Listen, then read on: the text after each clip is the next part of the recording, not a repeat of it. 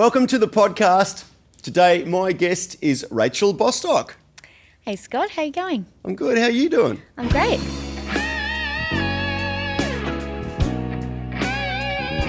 How you doing? Yeah.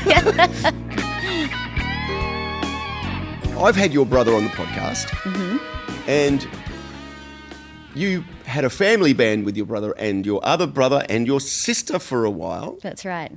What got you started playing music in the first place? Like you play fiddle. Yes. Or do we call it fiddle or we call it violin? I call it both. Like Call it both? either one. Yeah. What got you started playing violin and why did you choose that instrument? It's really interesting. I was always interested in music and instruments whenever I would see that kind of thing on TV or hearing music. And I can't tell you exactly where I got the idea of a violin in my mind, but I know that I was young as 3 years old when I started asking Mum and Dad if I could learn the violin. Oh, really? Yeah. 3? Yeah. I don't even remember it, but Mum's like, yeah, you were like, I want to learn the violin. So, and I flirted with the idea of other instruments, piano. I thought trumpet seemed cool. Thank God I didn't learn that. But violin was always like, you know, in the forefront of my mind. I want to play the violin.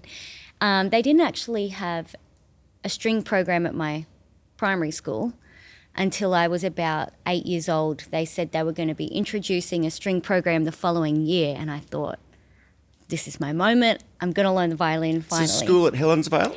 This was Oxenford Primary School. Ah. Yeah, so when I was just a little girl. And because back then too, I don't know that my parents knew exactly how to get me into violin earlier, but once it was coming into the school program, we were able to sign up and get the information to get me started. Yeah. And I guess the other thing too was I remember around that time talking about it with Mum in the car, and she said to me, you know, your grandfather played the violin. And I said, did he? That was my pop, so her father. But sadly, he passed away when I was only 6 years old. But when she told me that, it really made me even more want to play the violin, I suppose maybe as a way to connect with my grandfather or, I don't know. Yeah. Your mum and dad are very supportive. Your mum's very art-oriented. Yeah. She's She a paints. beautiful artist. Does your dad play music? He was a bit of a campfire guitarist, I guess you could say. He used to he had an acoustic guitar and loved to sing. I think he always wanted to be able to sing and play guitar.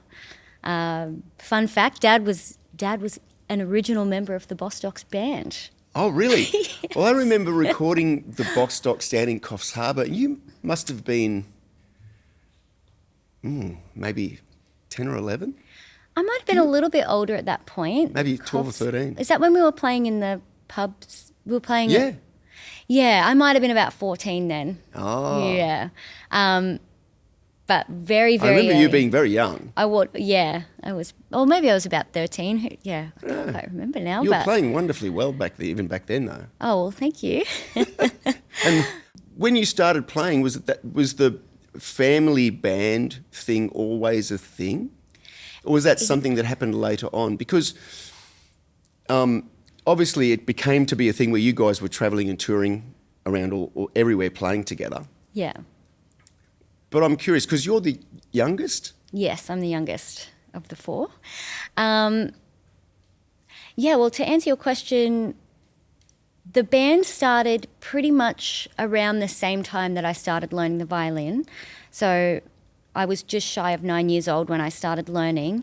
And I think by the end of that year, we started the Bostocks. Okay. And it almost happened quite organically, like almost by accident in a way. At that point, Robbie was already playing the guitar, Brendan was playing the drums, and they used to get together and jam all the time. Sarah loved singing. I don't think she was playing bass yet.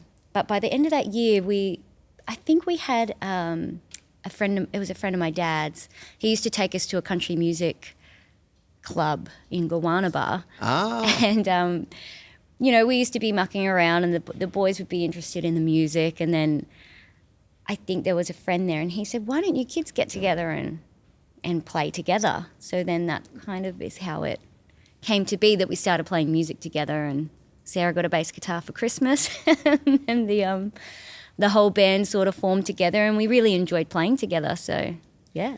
Was the bass thrust upon Sarah, or was that something she chose?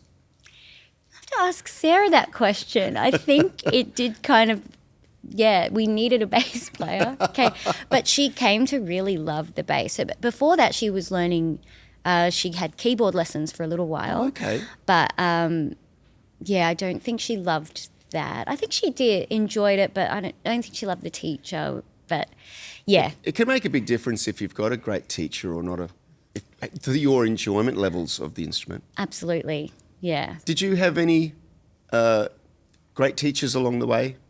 I did. I think that my very first teacher in primary school was very encouraging.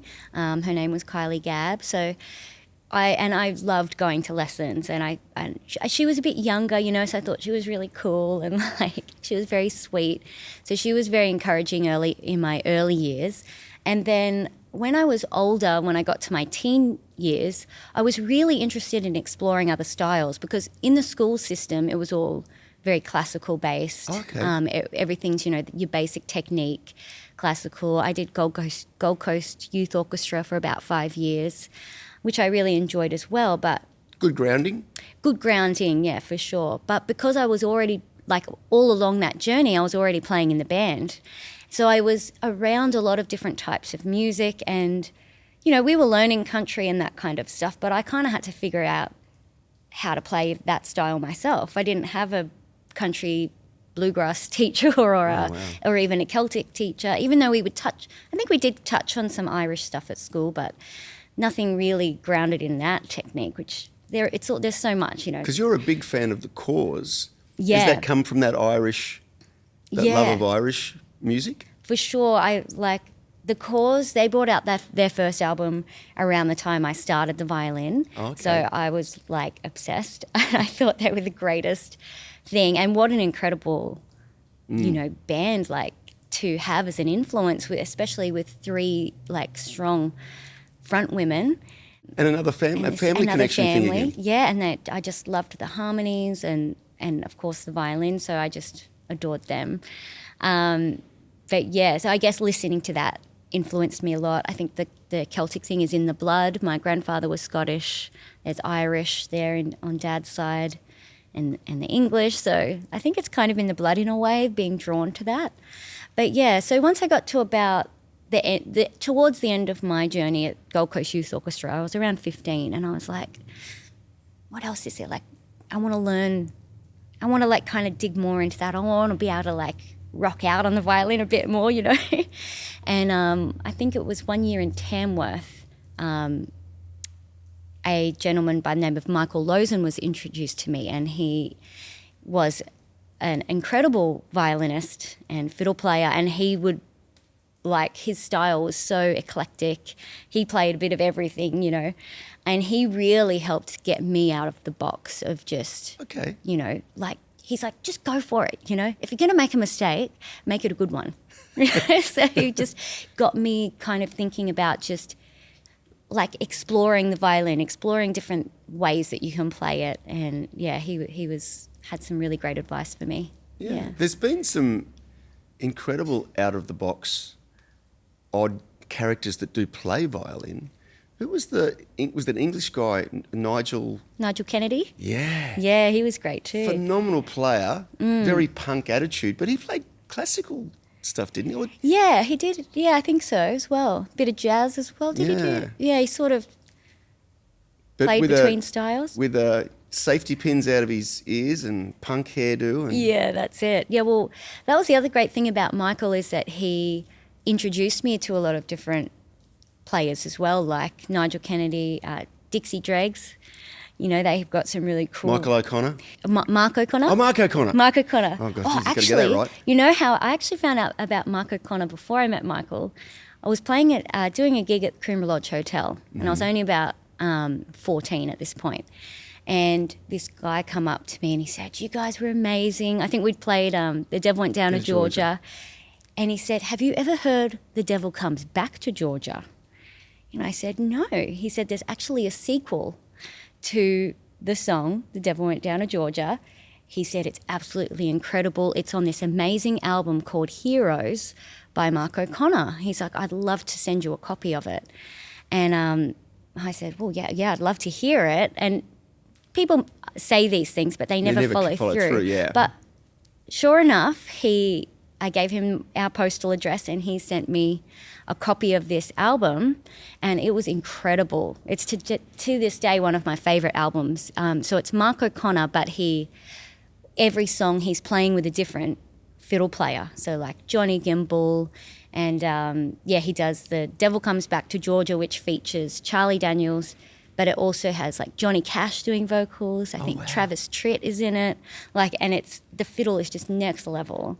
So I was just so inspired by that. I think Vassar Clements is another one that he did duets with, and Stefan Grappelli. Oh, wow. So there's a lot of people there. Yeah, and I just remember listening to this and that there was just so many styles in that one album. There's like jazz, there's like this really cool like funk fusion track that's like the first track, I think, bluegrass, like hillbilly jazz, and I'm like, this is incredible. So it was so inspiring. Yeah. Yeah. You've done violin and violin, fiddle at school. Mm-hmm. And you've had a few teachers along the way. And the youth orchestra, I'd imagine, would have been a great learning curve as well. And you're playing constantly with the band. Is there anyone else outside of the school system that you take lessons from? Now or back then? Back then. Well, that was Michael Lozen was not in the school system, so he was a private teacher. He's really my main one. And then I think I would actually credit my brother Robbie a lot for having taught me a lot about music. Okay. And he introduced me to a lot of different types of music as well, and like obviously being a guitarist, loved Joe Satriani and like all these amazing solo guitarists, and loved his instrumental music. And he'd always be like, Rach, you got to check out this song. And so he'd be showing me these awesome tracks, and he's like, let's learn this instrumental. So then we would end up learning it together. And yeah, because you guys have done, with the band, obviously done a bunch of different instrumental things. And it was the Corrs Toss the Feathers. Is that instrumental? Yeah, it is, yeah. So that was, but I've seen with you doing like harmony solos with Robbie. Yes. And those sort of things. Yeah. That must be really a real magical thing to be able to do with your brother. Yeah, it's so much fun. Yeah, we've always, as I said, loved our instrumental music, and actually, Toss the Feathers, that harmony, I think it was inspired by Phil Emanuel. Oh, wow. When we were younger, we used to play with Phil a lot. He'd get up and jam with us, and I remember doing Toss the Feathers at Tamworth one year, and he got up to play, and he used to do it at his gigs, his solo gigs, but we're playing it, and then he just on the fly comes out with this incredible harmony, and me and Rob are like, whoa, what is that? So we adopted that idea, which is amazing. Yeah. Going to Tamworth, you've been doing that for a long time, the Tamworth Country Music Festival. What was that like when you first started doing that? Wow. So my first Tamworth Country Music Festival was like 1998, I think it was. Wow. It was and we were fairly new with the band. We'd maybe been going for a year or two, year and a half or a year. Took all our instruments. Mum and Dad took us down. We camped in the old hockey fields there, and we just busked acoustically on the street that first year. It was really fun. Like we enjoyed it. But every year we'd get a little bit better.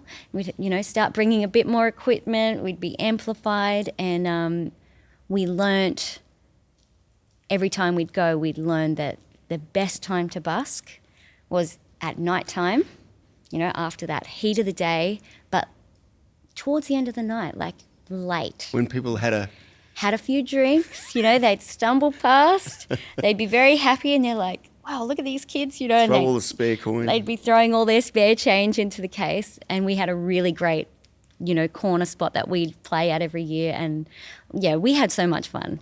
How does that work with the busking in Tamworth? You just move into town and claim your spot, or is that an organised thing, or is it? I think in the early days it was like, again, I was very young, so I can't quite remember the first couple of years. I think you could just rock up and play, but as they had to start bringing in some rules and regulations. Yes, so you had to register to busk, and you'd get a number. I don't think you had, in those days, you could pick whatever spot was available, kind of thing, and you'd kind of have to work with the other buskers around you because I can imagine there'd be a lot. There were a lot, yes, there were a lot, and sometimes you're competing with someone else who's playing, and often you'd go and talk to them and be like, well, do you want, when we're having a break, you play, and vice versa. So yeah, that was the best way to kind of do it. But I think nowadays you get assigned a spot, or I think that came in later, but by that point we weren't really busking anymore. We were starting to play in the pubs and that kind of thing. So you would have been, I would imagine, it's seen so much difference because I would imagine you would have played last year at Tamworth with James Johnston. I did, yeah. Yeah, well, that was this year, January. Oh, this year? Yeah, it always feels like last year. Oh, man. It's January. Yeah. It happens the first thing in the year. So how is that now, like, and what are the crowds like now, and how does it feel different from when you first started going down there? It has changed a lot. One thing is they don't close off the whole of Peel Street anymore. Mm-hmm. They probably close off half, whereas it used to go all the way down to the end to where the Courthouse Hotel is. And that was one of the venues we used to play, which would be absolutely awesome. You'd just be pumping out the back. We had so many fun times playing there. But I would say, I mean, I didn't get a lot of time.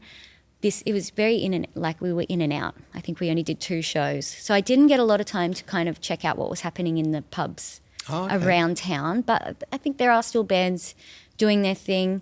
I think it's less busy than what I remember. It was busy, but I remember it being like a sea of people on the Maybe you're just smaller. Yeah. And everyone seems so much bigger. Yeah, or maybe that's what it was. So I think it has evolved. It's very expensive to go down there now. I think that too. Accommodation's very expensive. And it's such a long time. It's like it was 10 days, a 10-day festival.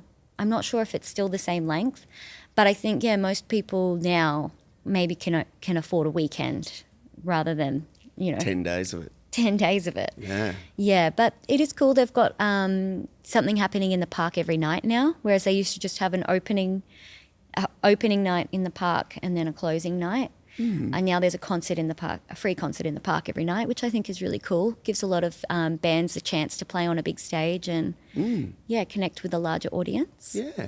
Yeah. How did it come about that you got the gig with James Johnston? Oh, that one came through Troy Wright.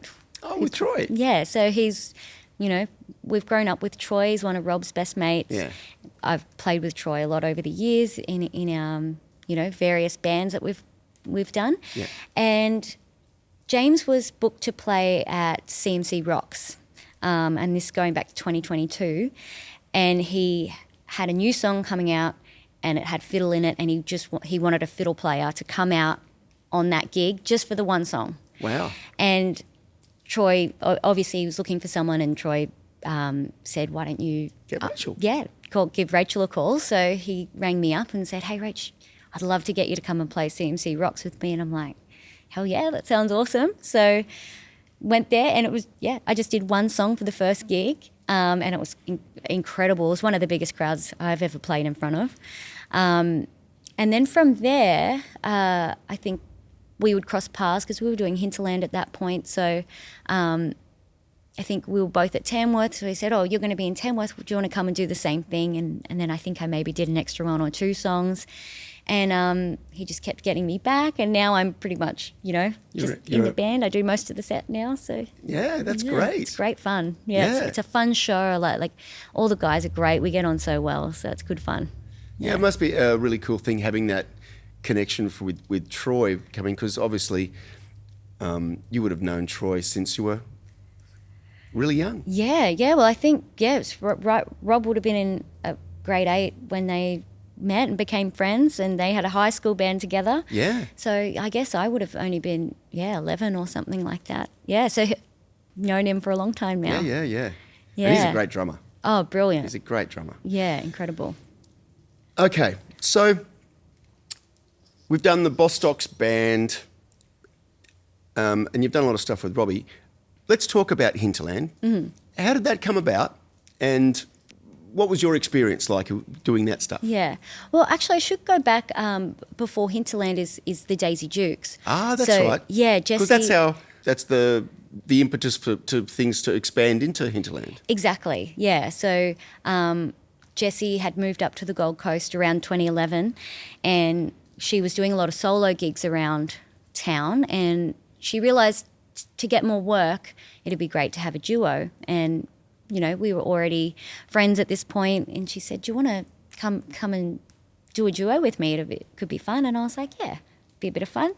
So we formed that together, and we've done hundreds of gigs from that time, and it was a lot of fun to do something different. It was very different for me because I'd grown up playing in a band. So whereas some people might start Jesse's experience was starting solo and then going into a band, and mine was almost like going backwards. It's almost the other way. So it was like, So what challenges did that make for you? I don't know if that it was a challenge, but I think it was interesting. Kind of with the Bosstocks, the spotlight with the solos was really shared between me and Rob. So we would kind of share that, that role. So I guess for me, it was like, now I'm the soloist in that group, and then learning how to accompany as well in just a duo setting, how to accompany Jessie. But I feel like I transitioned into it, fairly easily. It's just adding another dimension to what you were doing. It's just another dimension, and I think it was good in a way to I really experimented a lot with my improvisation at that time because I had the space to do that. And so it's freeing in some ways. It was freeing in some ways for sure, and I really would just even if it was terrible, I'd just try so many different things, and then we would kind of come up with our own iterations of songs. I mean, we used to do that in the Bostocks as well, but it was cool to do that in that setting. Yeah. So fast forward a few years, so I'm simultaneously playing in the Bostocks and the Daisy Jukes. The Bostocks eventually whittled down to just me and Rob, and for whatever reason, we kept getting booked for gigs where it would be like, we want to get the Daisy Jukes and the Bostocks to come and play a gig. And we're like, it's pretty much the same thing, and then we'd end up all playing together anyway. And we thought, wouldn't it be really cool if we all got together and started our own group? And we also were wanting to play some festivals and play our own music, write our own music. So me and Rob asked Jessie, and she was like, hell yeah, I'd love to do it. So that's kind of how it came about. And so obviously Rob has the facilities to record, and he's had that for quite a long while. Yeah. The writing process, what part did you take place in writing songs? Yeah, well, it's interesting. Most of the songs were a collaboration. So it would start out maybe with Rob would have a really cool riff, and then we'd come up with a chord progression. Jessie might come up with the concept, and then I'd come in with some lyrics, or vice versa. We'd sort of, write the lyrics together, and then I would come in obviously with the violin and write my violin parts. So I would say it was really very collaborative effort in a lot of ways. Because you worked with Stuart Stuart as a producer. How did that change and shape the songs, and how did that work from your point of view? Yeah, it was really a great experience working with Stuart. Actually, Robbie and I had worked with Stuart a couple of years prior. Okay. We recorded 2 songs with him as the Bostocks. One of them we released on Spotify. The other one never got released, but it's a great song. But unfortunately, it never got released. but that first experience was incredibly eye-opening for us, because obviously we'd always worked with Robbie producing the songs in the Bostocks, and it was all very self-produced. This time it was really great getting that like third party, another set of eyes, somebody outside of the bubble. Yes, and he really pushed the lyrics and things like that. So like, could we come up with a better line here, or like a variation on this melody? And it kind of makes you think a little bit more about where else can we take this song, or is it the best it can be? And the process was very much the same with Hinterland. And I think it helps, bring, as a producer, he can help bring you all together into that common denominator. What's our goal for this song? And yeah, get us, we were pretty good, I think, being on the same page, but yeah, it's good having that extra. It was the extra bit of glue. Yeah, that's right. And I remember watching a video clip of you guys out in the country, Robbie standing on top of a rock somewhere with a drone flying around overhead. Yes. And it was, I don't know who was telling me, whether it was Jesse or Rob telling me, but there was quite a trek. Yes. To get out to that shoot. That was done at COVID. How did COVID affect you? And obviously there was songwriting, and Hinterland happened quite a bit over the COVID time. Yeah. But how did that affect you? Look, COVID was obviously a very interesting time. I feel like I didn't really feel very stressed about it. I may be one of the people that was like, okay, well, I've got some free time. And I really enjoyed, thankfully, being on the Gold Coast, we didn't have as strict restrictions as down south and that. And I was excited to not have to go and do, cover gigs and things, because that's my bread and butter as well. And it was nice to have a little break and get back into the love of music and why I play. Mm. And I would spend a lot of time getting into my room and practicing, and I kind of fell in love with it again. You always love it, but sometimes you can get into get into a rut. You get into a rut with doing crappy. Sometimes, well, let's not call them crappy, but monotonous. It's the Groundhog Day gigs. Exactly, and yeah, so it was nice to fall back in love with the violin. I did a lot of live streams at that time. Yeah. On my Facebook page. So because you've got quite a large following. I do, yeah, I do. On my Facebook especially. That all built up from my rendition of the last post that I did on the violin. Yeah, it's very popular. Yeah, and the first iteration of that I did back in 2016. And it's so funny how it come about. I could never have imagined that it would have taken off the way that it did. It was never my intention at all. I had just started my own music Facebook page, and I think I'd posted 2 videos before, and they did quite well. And I thought, it was around Anzac Day.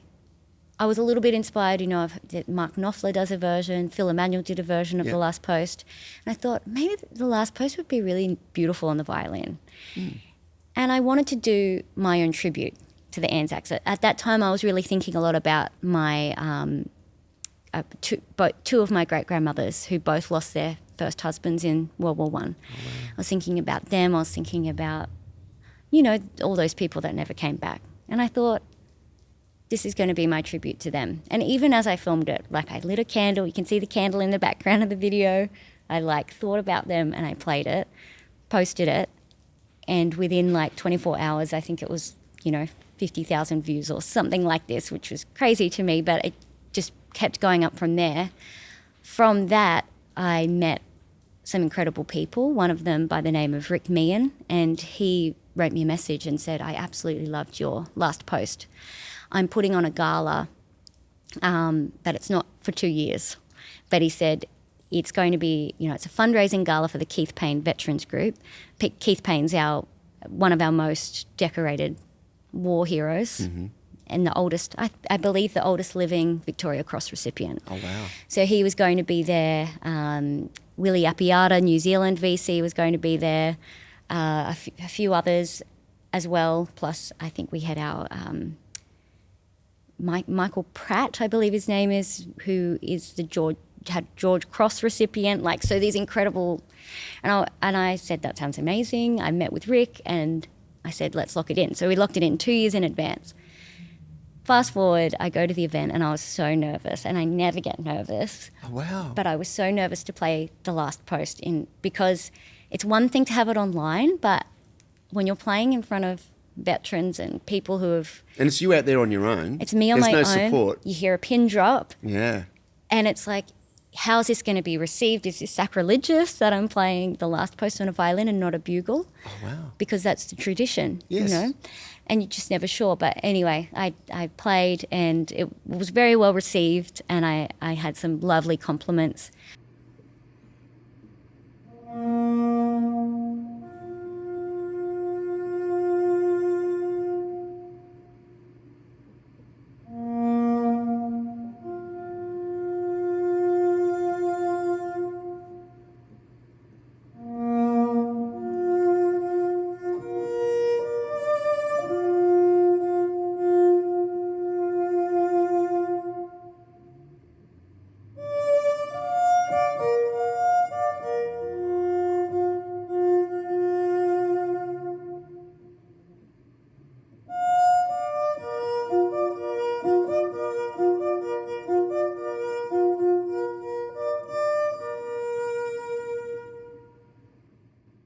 From there, Ray Martin happened to be there with a gentleman named Max, and they were making a documentary about Keith Payne, and they invited me to come to Sydney to play at the Anzac Memorial Hall, where they were filming part of the documentary. So I'm playing the last post, and there's these beautiful shots with Keith in them as well. I was also nervous to meet Keith because he ended up not being able to make it to the gala, but so I met him at the day that we filmed for the documentary, and he shook my hand and he said, "Darl, that I've been to a lot of services, commemorations, and that's the most beautiful version of the last post I've ever heard." Oh, wow. And from then on, I was like, well, if I get the approval of Keith Payne, then that's all I need to be able to play it confidently. Yeah, so that's brought me some amazing opportunities. And then if we fast forward again to 2020, a lot of people, so I'd built up a good following on Facebook, and a lot of people were requesting me to play a live stream the last post. And of course we were encouraged to stand at the end of our driveways and pay respect. That's right, yeah. So I stood out on my driveway with my violin and I live streamed it to my Facebook page, and then that blew up again, and it was like, I think that's at 6 million views or something crazy. Yeah. That's awesome. Yeah, and it's very touching. It's had a lot of international watchers too. A lot from the UK, France. A lot of people have asked if they can play my rendition at their services and commemorations and things like that. I've had a lot of messages from people who have had experience with, PTSD or who have lost loved ones.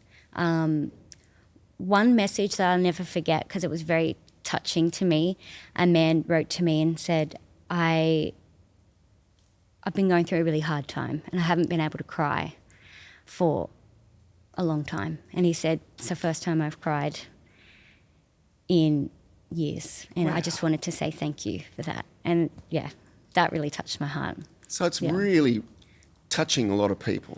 Yeah. That's a wonderful thing. Did I see that you played down at Currumbin for the last Anzac Day? Was that?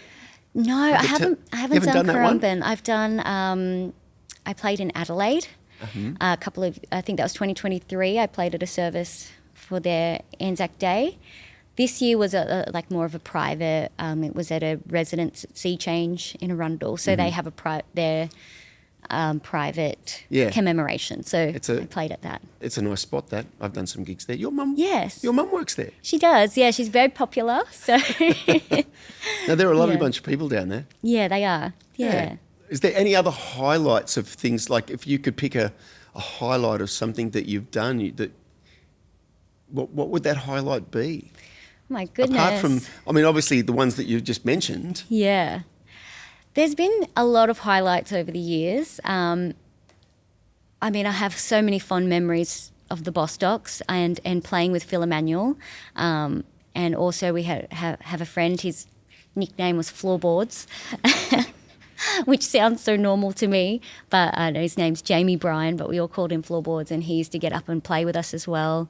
Joe Robinson, like that era where we'd all be getting up and jamming together. Because he's a phenomenal player, Joe Robinson. Unbelievable. Man. And then I think even around that time, like Jesse would maybe get up and sing a song, and like it was like this great friendship, and like we'd just be having the best time on stage. And the great thing was, like, we weren't playing with track in this era, and there's so much freedom to just play, and like it's just some of the things that would happen on stage spontaneously, or maybe Rob would start, playing this riff when we just go with him, and we just play, like we literally just play on stage, and I loved that, and I do miss those times occasionally. I guess it must have been really a special thing particularly playing with your brothers and sisters.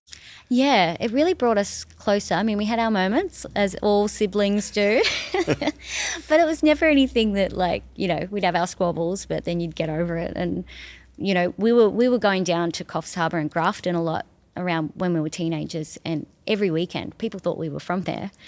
But being in those close quarters together, practicing on weekends, it definitely brought us closer together, and we have that bond that's a moment, and I can appreciate it more now that I'm older. It's like those moments that we live together, they're our moments. And it's like we lived that, and it's kind of something sacred between us four that no one else kind of will ever understand, if you know what I mean. I guess one way of explaining it, like everyone knows, well, not everyone, because not everyone has brothers and sisters, but the family bond is one thing. Yeah. But when you're playing in a band, one of the great things about playing in a band, particularly over a long period of time, is that becomes your family. So you've got your family, which is your family. Yeah, that's right. So it's like there's a double... Yeah, that's true. I never thought of it like that before. Yeah. Well, I mean, you would probably find that, out touring with James Johnston, it's like a little family unit. It is, yeah. Actually, I will say it was great, coming into that and already being good mates with Troy. And the funny thing is, like, because I've been on the road with Troy a lot of times, and being on the road, with Robbie as well, that's your brother. So you're gonna get your brother puts crap on you, like teases you, and it's all fun, all in good fun. But because of that, Troy's like, oh, maybe I can pick on Rachel a little bit too. so he would pick on me, because that's just our dynamic. He was just doing it in the James just thing. Brother. And then, exactly. And then so all the other guys in the band are like, oh, so now they all just, we all just put crap on each other. Yeah. It's all in good fun, but it just made me laugh. But along the way, I mean, there are always highlights. Has there ever been a time when you thought you might give music away?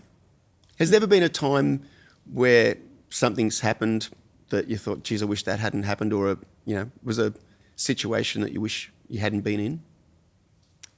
I can honestly say I've never once considered quitting music. I don't even think it's ever been an option in my mind. Okay. It's just such a part of me. I will say that I've definitely had moments of, as we were talking about before, those monotonous gigs where I'm like, I don't want to do this anymore. It's like, I don't want to do this type of gig anymore. I'm sick of it. So I've definitely had those moments of I don't know if I can do that anymore. But funnily enough, usually I guess you're at that threshold where maybe you've outgrown that. Mm-hmm. And funnily enough, those things kind of will naturally fall away, especially as you're progressing through music and doing bigger shows and that kind of thing. So I guess there's that frustration that has come up within myself at times where I'm like, like how do I get rid of that so that I can You got to say move on no the to next something thing. to allow the other things to come in. 100%. And once you do say no, it is surprising how, I guess, the universe, if you want to say, will support you in So that. one door closes, another one opens. Maybe. Exactly. So that's what I will say. You would know as well in learning an instrument, you have your moments of frustration or like, but again, it's just that threshold of like wanting to push through to that next level. Do you find with your playing that you have a growth spurt and then it plateaus, and then you've got to find some way to break out of that plateau to get to the next growth spurt? Yeah, for sure. Is that happening? I mean, that's something that I've experienced for me. Yeah, I think that definitely. I think that there's times where things are clicking and it's like you're feeling yourself grow, and then maybe you're playing the same thing, like show. Yeah. And so then, and you're maybe not doing as much outside of that, so you haven't allowed yourself enough opportunity to grow in other areas. So yeah, I can relate to that definitely. But I think the beauty of learning music is that there is always that next little. There's always another level that you can get to, and in a way, like I'm kind of, I don't know, I love a good challenge, like, and I've never shied away from a challenge, so maybe that's why I haven't considered to quit. Like I just have just a little quiet thing within myself where I'm like, I want to be able to do this. Or We were talking earlier on, and I was talking about being young and trying to find role models and inspiration. I see online now so many great violin fiddle players posting on and doing such odd and weird different things. I saw one the other day of a wonderful woman player explaining how she was playing percussion.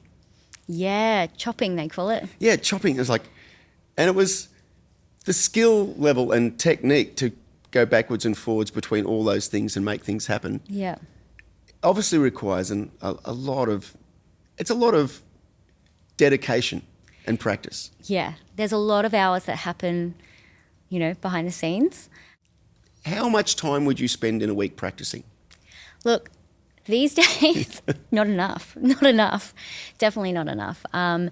Sometimes, I'm going to be 100% honest, there's sometimes I might not pick the violin up until I go to my gig. Mm-hmm.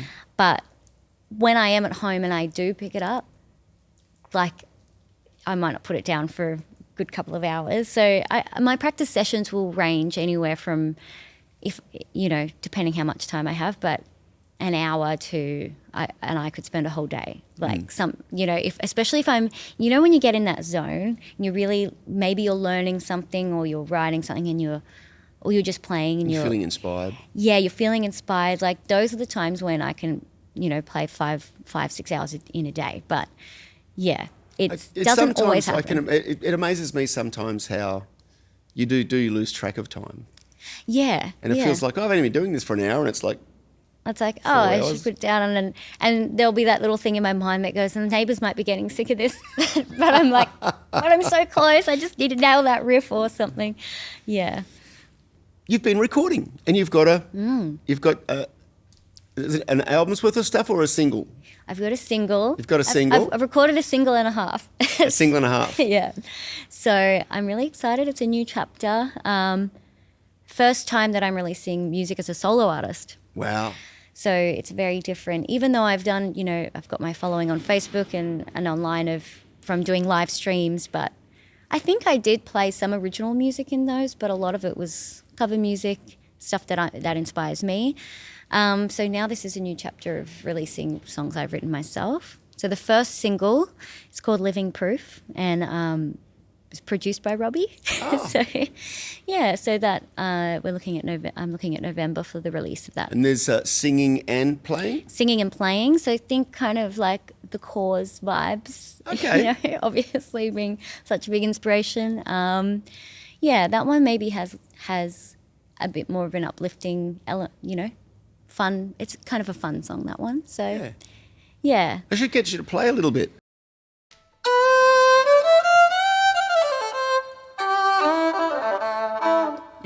Oh, that's very Corrsy. Was it? So,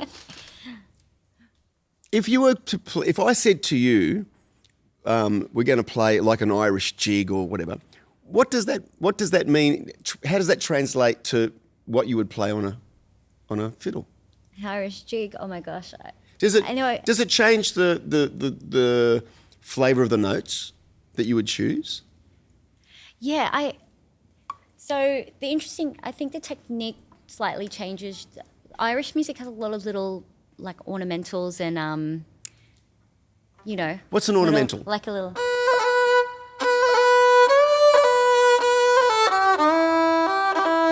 Little Okay. like little, you Yeah.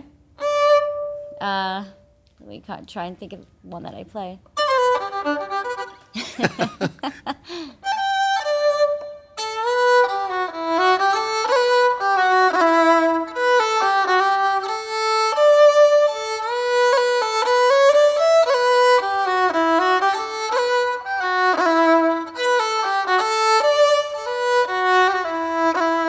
Yeah. I know, just kind of throw those. got that things. flavour. I mean, that's not a jiggy one, but Yeah. it's more of But a. you can tell the float, like you say, from the ornamentals. So that's what you call them. Yes. Is that a technical term? Yeah, I think. Is that more of a classical term? There's a few different ones, trills and hammer-ons and so things like that. So, yeah. So if you were to play, I mean, it's probably been a while since you've played a classical piece, but how does that differ? Classical, you have to be a lot more clean, I feel. A lot more clean in your playing. It's about the precision. Yeah, so like you can even like get some ghost notes and things in your more Celtic style. It's a lot more loose in the bow. Like I feel like I use a lot more wrist when I'm in. Right hand technique. Yeah, like right hand in the Irish Celtic kind of style. Classical, yeah, you got to be a lot more clean. I wouldn't. Give us some Paganini. No. I never learnt Paganini. Maybe that's why I was like, I don't want to do classical. It's too hard. It's too hard. Yeah, because like that is technically very difficult.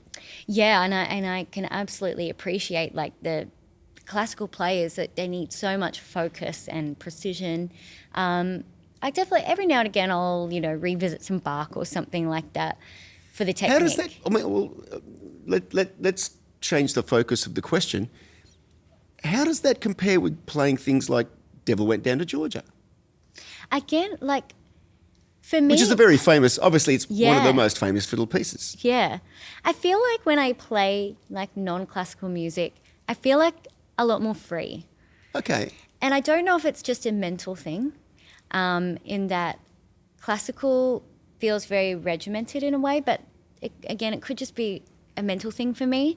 I used to feel like one of the reasons I wanted to move away from it, I never went on to the conservatorium or anything like that, for the reason that there was no other option for violin other than classical or jazz. Oh, wow. So there was nothing to learn. And I really wanted to learn other styles. Like I loved the sound of country and I loved the sound of Celtic especially. And like, I would have loved if there was an option to like study that. But I kind of went on my own exploration of these styles. And I didn't want to feel restricted in my playing. And I felt like if I had have continued on the classical route, I would have felt restricted because I already did. There was something about the music being in front of me that made me feel like a zombie in a way. Having to play the actual notes. So obviously that's something you learnt to do. Yeah, I learnt to read. Yeah, I can read music. I like to memorize it. So I'll learn it with the notes, and obviously it's very helpful. And there's a lot going on in classical, so I understand why they need it. But I used to like to learn it by memory, so that I could get away from the music, from the music sheet. Yeah, I think again it's probably just a mental thing. It's just me, how I learn. And also I love the freedom of being on stage and jamming with the band. And like that was the world that I was from. So like then going, as much as I loved doing the orchestra, I just, something. Because when you're doing the orchestra, I'd imagine you're playing with several other players. Yeah. So you've all got to And be it's on the same. beautiful. I love the sound of it. Like I loved the sound. I learn a lot from it because I went into that when I was about 11. I got it. I had to audition to get in, and I made it in. And it was actually my primary school teacher that suggested that I audition because my string program at primary school was so new. It was only so far that you could get in there. The level, and I sort of was at a point. I was the only person in my grade that took up the violin, and I was the oldest person that played the violin in my school. Everyone else was only a year younger than me, but I was the only, because I was going into grade 4 and string started in grade 3. So they were all grade 3s and then me in grade 4, and I was, So because I was doing the band, I sort of were progressing a little bit quicker than some of the other kids. I was by no means a prodigy. I had to work really hard, but I loved it, so I took to it well.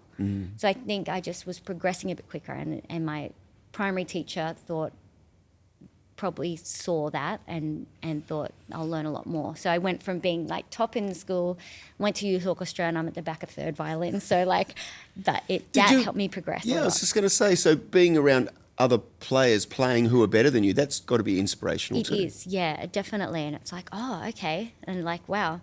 And some of them were younger than me and were incredible, because they've been playing since they're 3 years old. Yeah. So it was, and I loved that, and I still love classical music. I love the sound of it. It's and there's just nothing like a orchestra.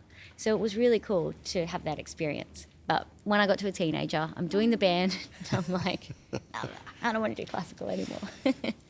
Yeah. Tell me about the violin, this violin that you've got. Yeah. It's an acoustic electric. Mm-hmm. You've been playing that one for quite a long while. I have. She's 20 years old, this one. Wow. So the violin itself is an Epoch violin. They're an Australian company. Okay. This one's carbon fibre. I got into Epoch. I know Epoch, the people who run it, very well now. When I was in youth orchestra, Epoch had just started, and Mark Mitchell is the name of the guy who had started the company, and they came to the orchestra to showcase the violins and show them it. And of course, I was already playing in the band, and I used to at that point I had a little acoustic traditional violin and played with a pickup, and it was only it would have been a half size then, and I was ready to go to a bigger violin because I was growing. So you go to a 3/4? I never went to 3/4. I skipped from half and went straight to full. Straight to full, yeah. But they came and I saw these violins. And I'm like, that's perfect for me because they were electric and they were acoustic. Did you play it with the band? Yeah, so I was like, I could play it in orchestra and I can play it in the band. It's perfect.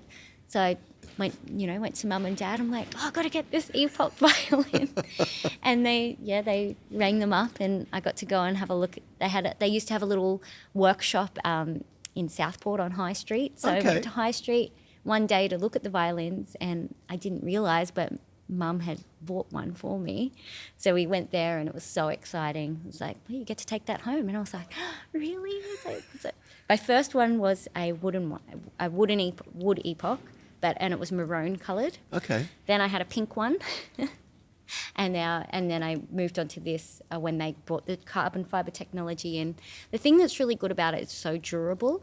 Because the carbon fibre, when you're flying on planes and all that sort of stuff, and you're going from different temperatures, which affects a wooden instrument can affect it quite heavily. They can be very temperamental, so I don't have that issue with the Epoch. It just holds its tuning really well, and the other great thing in a live setting, the pickup's so great, it just cuts through.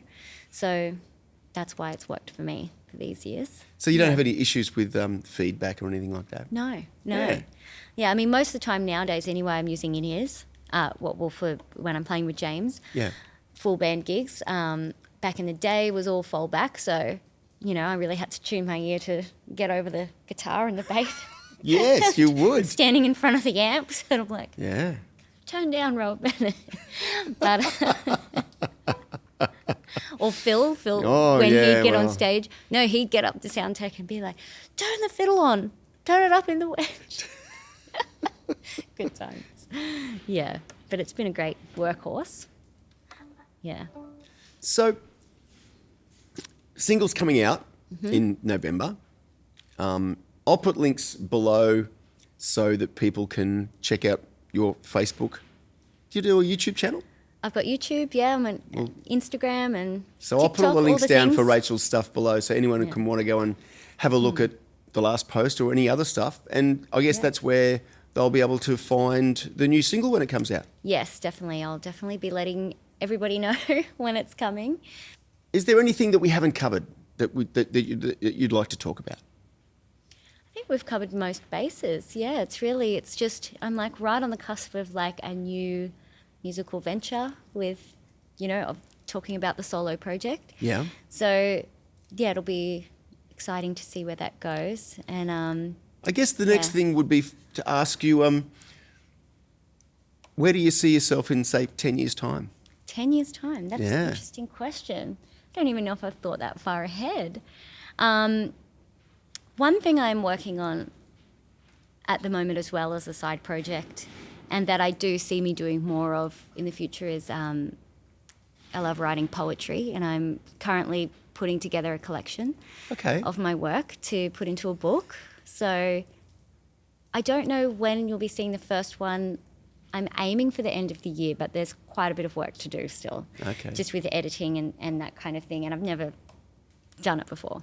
But it just was something that it's so funny because when I was a little girl, before I learnt music, I wanted to be an author. And without even realising it, just all along, I've just been writing little poems. It's just something that I do, like with no intention other than it's just something fun to do? A way to express myself. And then all of a sudden I'm like, I have over 100 poems and I should maybe do something with these. So, and sometimes they become lyrics, but sometimes they're just words on their own. And I feel like they're strong enough without music. So I'd love to see in the future to have, my own music accompanied with my own poetry books. So maybe you can see that from me in the future. Yeah. That sounds wonderful. Yeah. Thank you very much for spending some time with me today, Rachel. Thank you for having me. Thank you very much for watching the podcast. Yes, thanks. And I'll see you guys on the next one. And like I say, all Rachel's stuff will be down below in the description. Thanks, Rachel. Scott. We'll see you soon. Yeah.